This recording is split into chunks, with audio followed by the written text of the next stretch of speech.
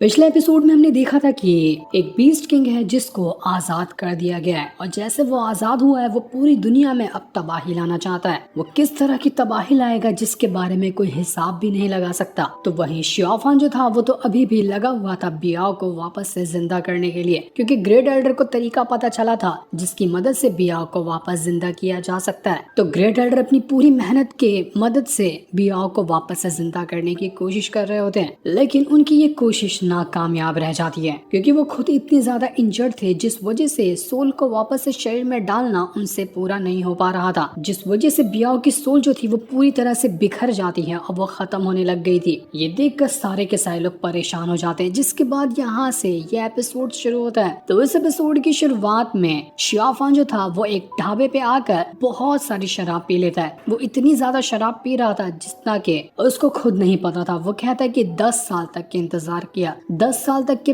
पागल बना रहा मैं, लेकिन अंत में नतीजा क्या निकला? कुछ भी नहीं, सब खत्म हो गया। 10 साल का मेरा इंतजार महज कुछ सेकंड के अंदर खत्म हो चुका है, क्योंकि बियाओ की जो सोल थी वो डिस्ट्रॉय हो गई वापस से दोबारा शरीर में डालने की वजह से। और अब दूसरा कोई तरीका नहीं है दोबारा से बियाओ को जिंदा करने का, यानी कि बियाओ अब कभी जिंदा नहीं हो पाएगी। जिस चीज का सदमा शियाफान बर्दाश्त ही नहीं कर पा रहा था, उसको समझ ही नहीं आ रहा होता कि ये क्या हुआ। जिस चीज के लिए मैं पागल बना हुआ था कुछ ही टाइम के अंदर वो चीज हमेशा के लिए खत्म हो गई। ये कैसे हो सकता है? आखिर मेरे साथ ही ऐसा क्यों होता है? मैंने किसी का क्या बिगाड़ा है? वो पागल आवारा मजनू की तरह इधर उधर घूमे जा रहा था। शराब पीकर तो उसको खुद में होश नहीं होता है, कभी यहाँ वो गिरता तो कभी वहाँ गिरता। बस चिल्लाया जा रहा था कि मेरे साथ ही ऐसा क्यों होता है। जिस चीज के लिए मैंने अपनी जिंदगी लगा दी लेकिन वही चीज मेरे हाथ नहीं लग पाई। इतना उदास, इतना इमोशनल शियाफान आज तक के कभी लाइफ में नहीं हुआ था। ढाबे वाले लोग भी यहाँ पर शियाफान से कह रहे थे कि अरे बस करो, इतनी शराब पियोगे पागल हो जाओगे, ये तुम्हारी सेहत के लिए ठीक नहीं है, जाओ घर जाओ, मैं तुम्हारे घर पर छोड़ देता हूँ, कहाँ है तुम्हारा घर? तो शियाफान कहता है कि घर वो क्या होता है, मुझे तो यही नहीं पता, कहाँ लेकर जाओगे मुझे? कहीं नहीं ले जा सकते क्योंकि मेरी दुनिया ही खत्म हो चुकी है। जिसके बाद शियाफान फिर से वहाँ पर शराब पीने लग चुका था। तो वहीं हम फॉर्चून टेलर को देखते हैं जिसके साथ जुई भी थी।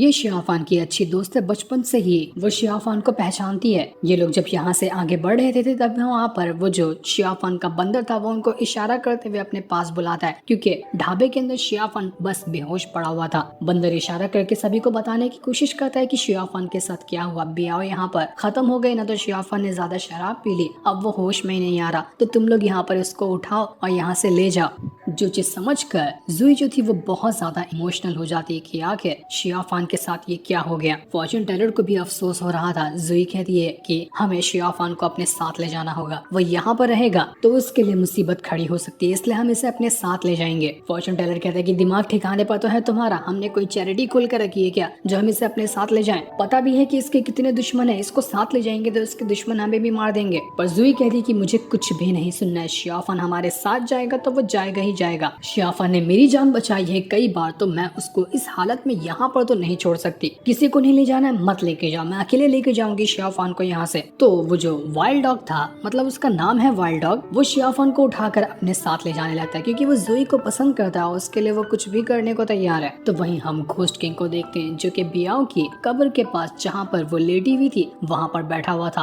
वो खुद से कह रहा था कि मेरी उम्मीदों पे पानी फिर गया, बहुत उम्मीद लगा कर रखा था मैंने कि तुम वापस से मेरे पास आ जाओगे, लेकिन सब खत्म हो गया। मुझे नहीं लगता कि मैंने तुम्हें एक अच्छी जिंदगी दी है, न तुम्हारी माँ को, दोनों को मैंने सिर्फ परेशान किया। मरने के बाद क्या मैं उनको मुंह दिखाऊंगा? मुझे अभी से बुरा लग रहा है। घोस्ट किंग ने तो अपने आप को कमरे के अंदर ही बंद कर लिया था। बियाओ की आंटी और दूसरा वाला जो एल्डर होता है वो दोनों परेशान थे कि आखिर सेट लीडर बाहर क्यों नहीं आ रहे हैं, वो ठीक तो होंगे ना? उनको बहुत ज्यादा टेंशन हुई है। पर तब वहाँ पर घोस्ट किंग बाहर आते, लेकिन जब सभी उसको देखते हैं तो वो सब हैरान रह जाते क्योंकि घोस्ट किंग के बाल एकदम व्हाइट, वो एकदम बूढ़े जैसा दिखने लग गया था टेंशन के मारे, क्योंकि उसने टेंशन ही इतनी ज्यादा दिमाग के अंदर पाल ली थी। वो लोग कहते कि ये आपको क्या हुआ? तो घोस्ट किंग कहता है मुझे पता है, मैं बूढ़े जैसा दिखाई दे रहा हूँ ना, इसकी कोई जरूरत नहीं है सोचने की, मैं ठीक हूँ। वो जो दूसरा वाला एल्डर था वो यहाँ पर एक मटका लेकर आता है जिसके अंदर अर्थियां रखी हुई थी ग्रेट एल्डर की, क्योंकि बियाओ को वापस से जिंदा करने के चक्कर में उनकी तक जान चली गई, तो उनकी अस्थियों को इस मटके के अंदर रखा गया होता है। है। वाइल्डर घोस्ट किंग से पूछ रहा था कि अब हमें इसका क्या करना है, आप ही बताइए। तो घोस्ट किंग कहता है कि ग्रेट एल्डर ने अपनी पूरी जान लगा दी, आखिरी सांस तक के उन्होंने कोशिश की बियाओ को वापस जिंदा करने की, लेकिन लास्ट मोमेंट पे वो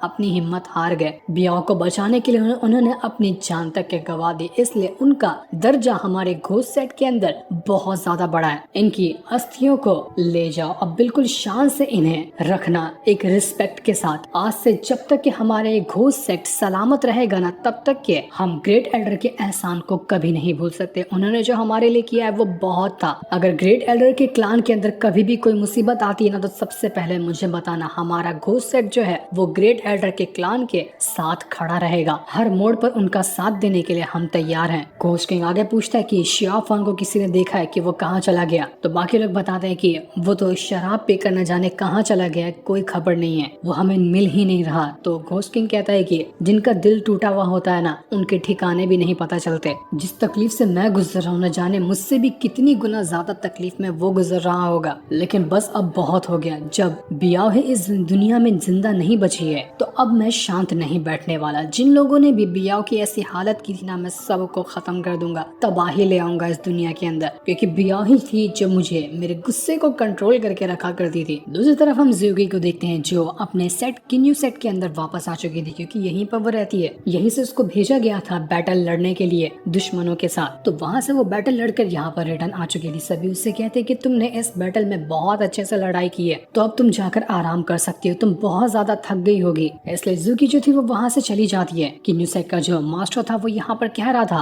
कि शिया फान बिल्कुल भी नहीं बदला, वो इतना खतरनाक हो चुका है ना, जिसके बारे में हम सोच भी नहीं सकते। तो दूसरी जो मास्टर वहां पर खड़ी थी वो कहती है कि आज जिस भी हालत में शिया फान है ना, उसके जिम्मेदार कहीं ना कहीं हम लोग ही हैं। हमारी ही गलतियों की वजह से शिया फान को इस तरह के हालातों से गुजरना पड़ रहा है। शिया फान भी तो हमारा ही एक डिसाइपल था। तो मास्टर कहता है कि तुम्हें क्या लगता है कि सारी चीज में मेरी गलती है? मैंने जू जियान स्वॉर्ड को इसलिए नहीं चलाया था कि मैं बियाओ को जान से मार दूं, मैं तो बस यहाँ पर अपने लोगों की रक्षा करना चाहता था, मेरा कोई इरादा नहीं था बियाओ को मारने का। वो तो गलती से वहाँ पर मारी गई थी, जो हुआ वो किस्मत में लिखा हुआ था, लेकिन शिया फान हमें ही इसका कसूरवार ठहराता है, जिसमें हम कुछ भी नहीं कर सकते। लेकिन जो हुआ हमें वो भुला देना चाहिए और आगे जो होने वाला है उसकी तैयारी करनी चाहिए, क्योंकि लड़ाई अभी खत्म नहीं हुई, ये तो बस शुरुआत हुई है। और मैं नहीं चाहता कि हमारा किन्यू सेट जो है वो किसी भी चीज के लिए शर्मिंदा हो, ना ही कभी उसे अपने सर झुकाने पड़े। हमारे सेट की इज्जत पे दाग नहीं लगना चाहिए। तो वो जो फीमेल मास्टर थी वो कहती है कि आपको क्या लगता है कि ज़ूकी हमें धोखा देगी? आपकी बातों से तो लगता है कि ज़ूकी हमें धोखा देने वाली है, वो भी शिया फान को लेकर, लेकिन नहीं, मुझे उसके ऊपर पूरा भरोसा है। भले से शिया फान और उसकी बहुत अच्छी दोस्ती थी, लेकिन ज़ूकी कभी भी शिया फान का साथ नहीं देगी हमारे खिलाफ जाते हुए, ये मेरी गारंटी है। तो मास्टर भी कहता है कि वो तो टाइम ही बताएगा, देखा जाएगा कि आगे क्या होता है। मुझे भी ज़ूकी के ऊपर पूरा भरोसा है कि वो वैसी लड़की तो नहीं है, लेकिन प्यार कब किसको कौन से मोड़ पर ले जाए ना, इसके बारे में कोई नहीं सोच सकता। इसी वजह से हमें ज़ूकी के ऊपर थोड़ी सी नजर रखनी चाहिए। जिसके बाद हम रात का सीन देखते हैं, जहाँ पर सभी लोग बाजार में आए हुए थे, लेकिन तभी वहाँ का मौसम जो होता है वो एकदम ही ज्यादा बदलने लग गया था, मानो कि यहाँ पर तूफान आने लग गया हो। देखते ही देखते कई सारे कीड़े वहाँ पर आकर हमला शुरू कर देते हैं। इस वजह से गाँव के लोग जो थे वो वहाँ पर से भागना शुरू कर देते हैं, ताकि अपनी जान बचा सके, क्योंकि वो जो बीस्ट किंग था वो आ चुका था उसी गांव के अंदर जहां पर अभी शिया फान मौजूद है। बीस्ट किंग यहां पर आने के बाद कहता है कि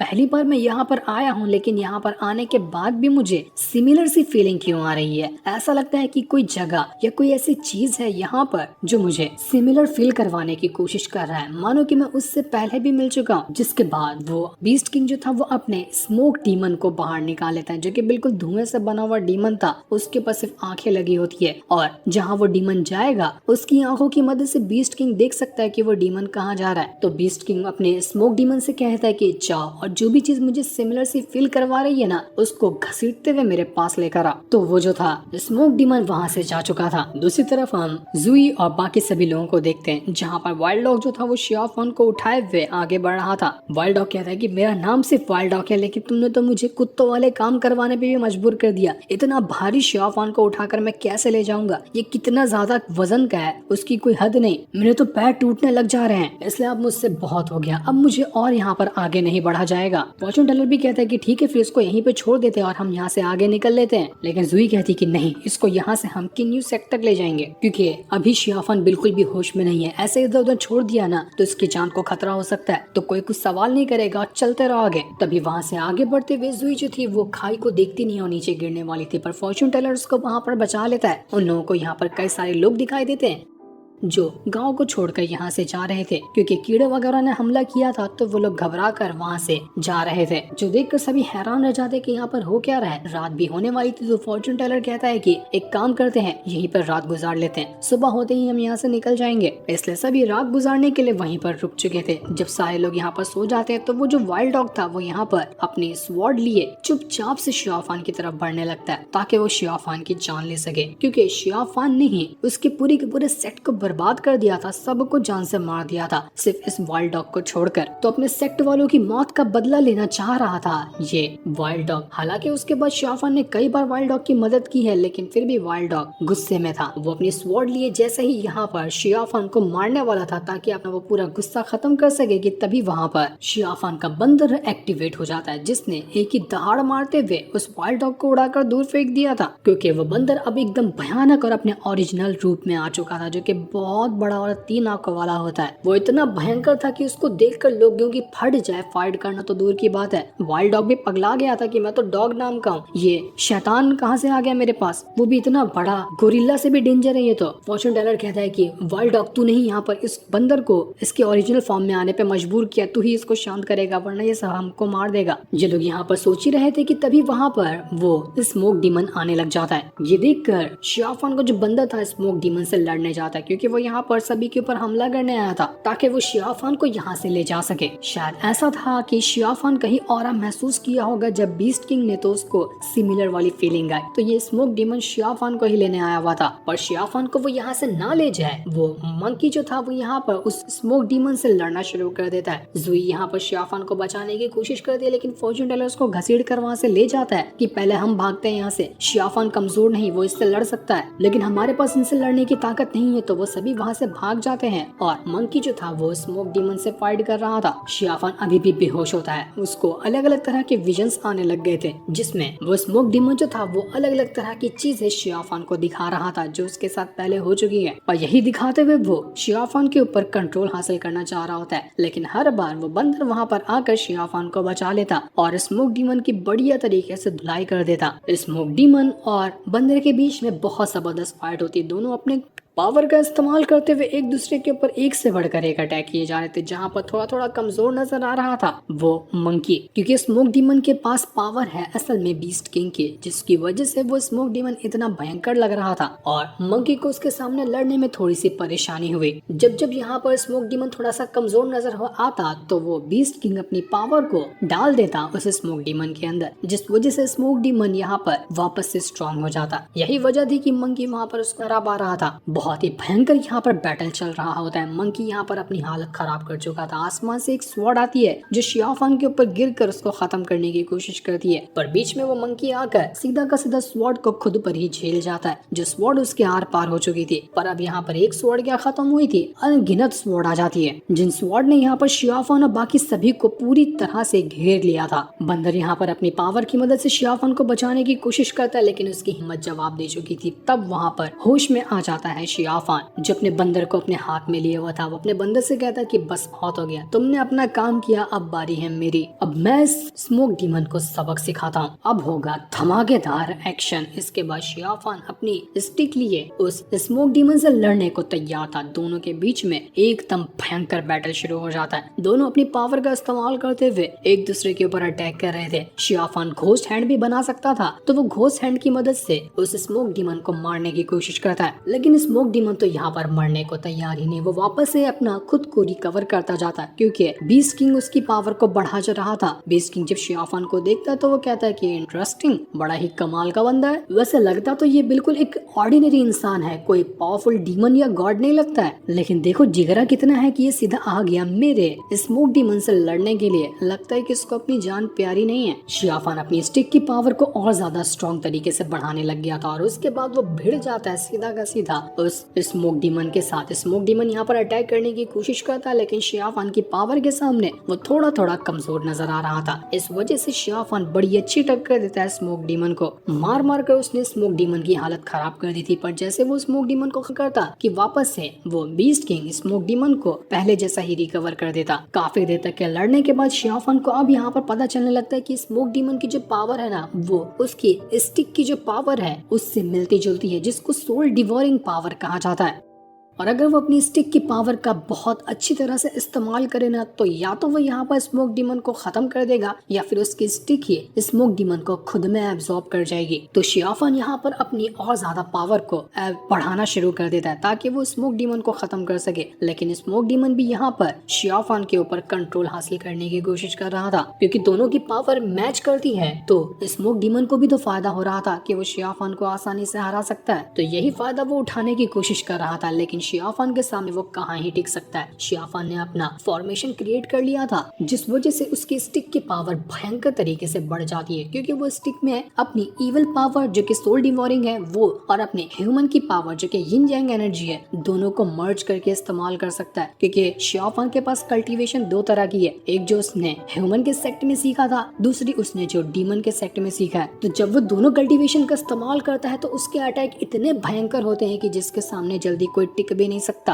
इसी वजह से शियाफान जो था वो यहाँ पर स्मोक डीमन का अच्छे से मुकाबला कर पा रहा था। लेकिन तब स्मोक डीमन वापस से अपने विजन्स वगैरह शियाफान को दिखाने लग जाता है। उसे कभी ज़ूकी दिखाई देती, कभी कोई और दिखाई देता, जिनके साथ वो लम्हे गुजार चुका है। इस वजह से शियाफान का ध्यान भटकता जा रहा था। उसको समझ नहीं आता कि कौन सी चीज रियलिटी में उसके साथ हो रही है और कौन सी चीज ये स्मोक डीमन उसको विजन दिखा रहा है, जिस वजह से वो एकदम ही ज्यादा परेशान हो चुका था। ऐसा लग रहा था कि यहाँ पर शियाफान हार जाएगा, क्योंकि जब भी वो विजन के कंट्रोल में जाता स्मोक डीमन उस पर हावी होता जाता, जिस वजह से शियाफान की हालत खराब हो रही थी। लेकिन शियाफान हिम्मत हारने को तैयार नहीं था। वो यहाँ पर एकदम भयंकर तरीके से अपनी पावर को जैसे ही एक्टिवेट करता है, वो स्मोक डीमन वहाँ से गायब ही हो चुका था। स्मोक डीमन यहाँ पर खत्म हो गया, जो देखकर बीस्ट किंग पगला जाता है कि ये क्या हुआ, इस मामूली से इंसान ने मेरे स्मोक डीमन को कैसे डिस्ट्रॉय कर दिया, ये तो बड़ा ही कमाल कर दिया उसने। शियाफान की जो स्टिक थी उसी ने यहाँ पर स्मोक डीमन को बुरी तरह से डिस्ट्रॉय कर दिया था। इस वजह से वो बीस्ट डीमन कह रहा होता है कि लगता है ना फ्यूचर में कभी ना कभी तो इस शियाफान से मिलना पड़ेगा। बंदा ये मुझे बड़ा ही इंटरेस्टिंग लगा। जिसके बाद शियाफान जो था वो वहाँ पर कल्टीवेशन करते हुए अपनी पावर को